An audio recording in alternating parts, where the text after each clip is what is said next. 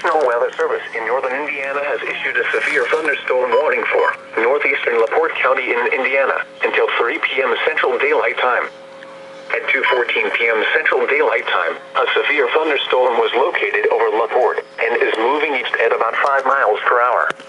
Hazard, 60 miles per hour wind gusts and quarter-size hail. Source, radar indicated. Impact, hail damage to vehicles is expected. Expect wind damage to roofs, siding, and trees. Locations impacted include LaPorte, New Carlisle, Steelwell, Byron, Fish Lake, and Rolling Prairie.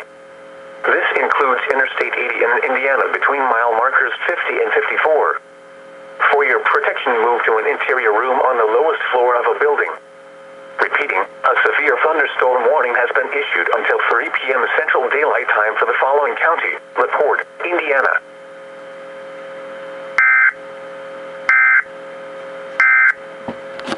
This is NOAA Weather Radio Station WXJ 57 in South Bend.